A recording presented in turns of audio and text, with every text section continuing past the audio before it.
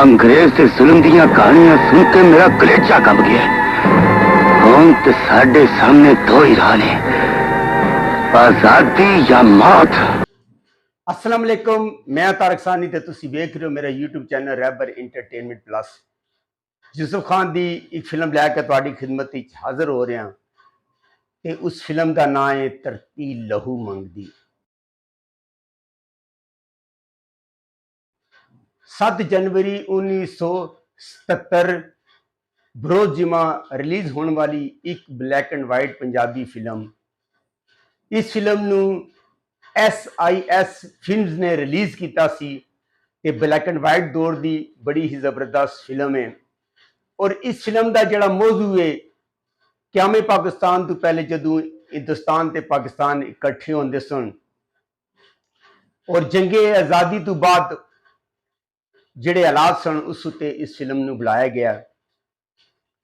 इस फिल्म के कारण यूसुफ खान मरण लग्या जी खाली क्योंकि यूसुफ खान ने इस फिल्म के अंदर शेरा का किरदार अदा किया है। और शेरा जिहड़ा होंदा है एक साबका फौजी होंदा है।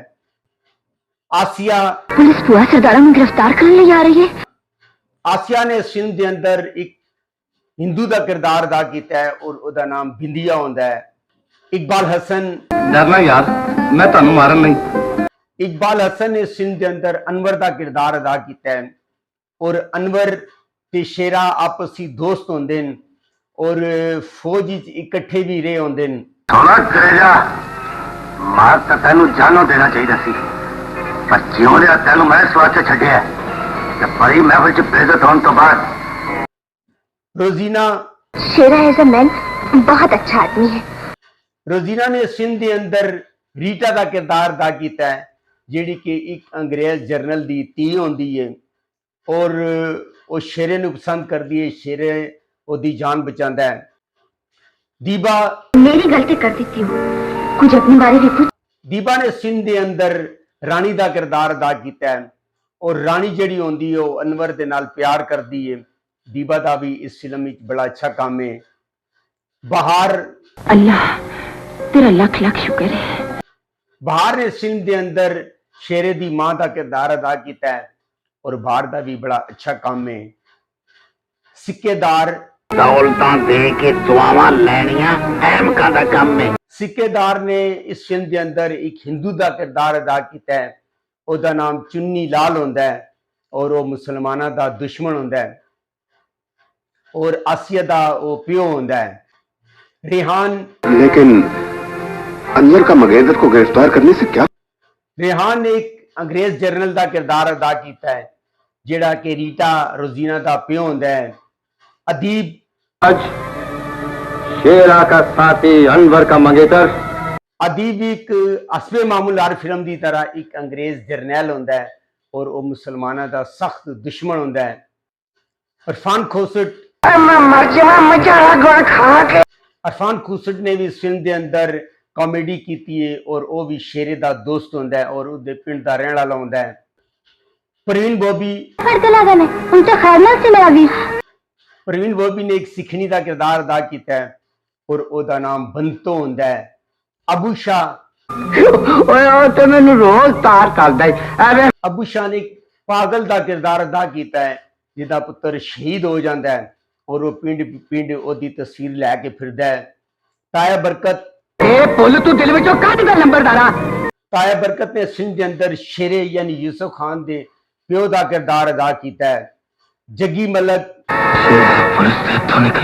जग्गी मलक ने फिल्म के अंदर एक जागीरदार का किरदार अदा किया है जिहड़ा इलाके का जिलदार होंदा है और वो अंग्रेज़ों का दोस्त होंदा है। हस्बे मामूल जिस तरह हर फिल्म में तुसीं वेख्या है विलन जिहड़ा होंदा है वो अंग्रेज़ों का साथी होंदा है। इस फिल्म के हिदायतकार मुजफ्फर ताहिर एहदे ते सरमायाकारी की है मोहम्मद सदीक ने। एहदा म्यूजिक दिता है नज़ीर अली ने और इनू लिखा है सिक्केदार ने। एहदे कैमरामैन फसीउर रहमान, गुलकारा नूर जहान, महनाज, मसूद राना, माला ते सुल्ताना बेगम। जैसा कि मैं तुहानू पहले दस्सिया है कि यह फिल्म का जो मौजू है जदों पाकिस्तान और हिंदुस्तान इकट्ठे होंदे न उस मौजू ते इस फिल्म नू बुलाया गया है। ਸ਼ੇਰਾ ਜਿਹੜਾ ਹੁੰਦਾ ਇੱਕ ਸਾਬਕਾ ਫੌਜੀ ਹੁੰਦਾ ਹੈ ਔਰ ਜੰਗੇ ਆਜ਼ਾਦੀ ਤੋਂ ਬਾਅਦ ਜਦੋਂ ਮੁਸਲਮਾਨਾਂ ਨੂੰ ਫੌਜੀ ਜਬਰੀ ਭਰਤੀ ਕੀਤਾ ਜਾਂਦਾ ਸੀ ਤੇ ਉਹਨਾਂ ਨੂੰ ਭਰਤੀ ਕਰਕੇ ਮਾਜ਼ ਤੇ ਭੇਜ ਦਿੱਤਾ ਜਾਂਦਾ ਹੈ। ਔਰ ਜਦੋਂ ਉਹ ਜੰਗ ਤੋਂ ਬਾਅਦ ਪਿੰਡ ਵਿੱਚ ਜ਼ਿੰਦਾ ਸਲਾਮਤ ਵਾਪਸ ਆਉਂਦੇ ਨੇ ਤੇ ਪਿੰਡ ਵਾਲੇ ਬੜਾ ਖੁਸ਼ ਹੁੰਦੇ ਨੇ, ਜਸ਼ਨ ਮਨਾਉਂਦੇ ਨੇ। ਔਰ ਜਿਹੜਾ ਪਿੰਡ ਦਾ ਜਾਗੀਰਦਾਰ ਹੁੰਦਾ ਹੈ, ਲਗਾਨ ਤੇ ਮਸਲੇ ਤੇ ਉਹਦੀ ਤੇ ਸ਼ੇਰੇ ਦੀ ਅਣਬਣ ਸ਼ੁਰੂ ਹੋ ਜਾਂਦੀ ਹੈ ਔਰ ਸ਼ੇਰਾ ਗ੍ਰਿਫਤਾਰ ਹੋ ਜਾਂਦਾ ਹੈ। ਔਰ ਉਹਦਾ ਜਿਹੜਾ ਦੋਸਤ ਹੁੰਦਾ ਹੈ ਅਨਵਰ, ਉਹ ਵੀ ਉਹਦੀ ਮਦਦ ਕਰਦਾ ਹੈ। ਉਹਨਾਂ ਦਾ ਇੱਕ ਗਰੋਹ ਬਣ ਜਾਂਦਾ ਹੈ। ਉਹ ਗਰੋਹ ਬਣ ਕੇ ਉਹ ਅੰਗਰੇਜ਼ਾਂ ਦੇ ਖਿਲਾਫ ਤਹਿਰੀਕ ਦਾ ਆਗਾਜ਼ ਕਰਦੇ ਨੇ। ਇਹ ਕਹਾਣੀ ਤੁਸੀਂ ਬਹੁਤ ਸਾਰੀ ਫਿਲਮਾਂ 'ਚ ਇਸ ਤੋਂ ਬਾਅਦ ਵੀ ਵੇਖੀ ਹੋਏਗੀ ਤੇ ਇਸ ਤੋਂ ਪਹਿਲੇ ਵੀ ਵੇਖੀ ਹੋਏਗੀ। ਬਹਰਾਲ ਇਹ ਆਪਣੇ ਦੋਸਤ ਦੀ ਅੱਛੀ ਫਿਲਮ ਸੀ। ਅਨਵਰ ਨੇ ਇੱਕ ਸਾਬਕਾ ਫੌਜੀ ਦਾ ਕਿਰਦਾਰ ਅਦਾ ਕੀਤਾ ਹੈ ਔਰ ਅਨਵਰ ਜਿਹੜਾ ਹੁੰਦਾ ਹੈ ਇਹ ਕਿਰਦਾਰ ਅਦਾਕਾਰ ਇਕਬਾਲ ਹਸਨ ਨੇ ਅਦਾ ਕੀਤਾ ਹੈ। ਔਰ ਅਨਵਰ ਆਂਦਾ ਔਰ ਆ ਕੇ ਸ਼ੇਰੇ ਦੇ ਨਾਲ ਉਸ ਤਹਿਰੀਕ ਵਿੱਚ ਸ਼ਾਮਲ ਹੋ ਜਾਂਦਾ ਹੈ। ਔਰ ਲਗਾਨ ਦੇ ਮਸਲੇ ਤੇ ਜਦੋਂ ਜਾਗੀਰਦਾਰ ਉਹਦੇ ਪਿਓ ਨੂੰ ਜ਼ਖਮੀ ਕਰ ਦਿੰਦਾ ਹੈ ਔਰ ਉਹਦਾ ਪਿਓ ਮਾਰਿਆ ਜਾਂਦਾ ਹੈ ਤੇ ਇੱਥੋਂ ਤਾਰੀਖ ਦਾ ਆਗਾਜ਼ ਹੁੰਦਾ ਹੈ। ਆਸਿਆ ਨੇ ਸਿੰਧ ਦੇ ਅੰਦਰ ਇੱਕ ਹਿੰਦੂ ਦਾ ਕਿਰਦਾਰ ਅਦਾ ਕੀਤਾ ਜਿਹਦਾ ਨਾਮ ਬਿੰਦੀਆ ਹੁੰਦਾ ਔਰ ਬਿੰਦੀਆ ਜਿਹੜੀ ਹੁੰਦੀ ਹੈ ਉਹ ਚੁੰਨੀ ਲਾਲ ਦੀ ਧੀ ਹੁੰਦੀ ਹੈ ਔਰ ਉਹ ਸ਼ੇਰੇ ਦੇ ਨਾਲ ਪਿਆਰ ਕਰਦੀ ਹੈ। ਔਰ ਚੁੰਨੀ ਲਾਲ ਜਿਹੜਾ ਹੁੰਦਾ ਹੈ ਉਹ ਅੰਗਰੇਜ਼ਾਂ ਦਾ ਸਾਥੀ ਤੇ ਮੁਸਲਮਾਨਾਂ ਦਾ ਦੁਸ਼ਮਣ ਹੁੰਦਾ ਹੈ। ਅਸਲ ਕੰਮ ਉਸ ਵਕਤ ਪੈਂਦਾ ਜਦੋਂ ਅੰਗਰੇਜ਼ ਜਿਹੜੇ ਹੁੰਦੇ ਨੇ ਉਹ ਰਾਣੋ ਨੂੰ ਚੁੱਕ ਕੇ ਲੈ ਜਾਂਦੇ ਨੇ। ਰਾਣੋ ਜਦੋਂ ਚੁੱਕ ਕੇ ਲੈ ਜਾਂਦੇ ਤੇ ਇਹ ਕਹਾਣੀ ਜਿਹੜਾ ਨਵਾਂ ਜਿਹੜਾ ਨਾ ਟਵਿਸਟ ਲੈਂਦੀ ਹੈ।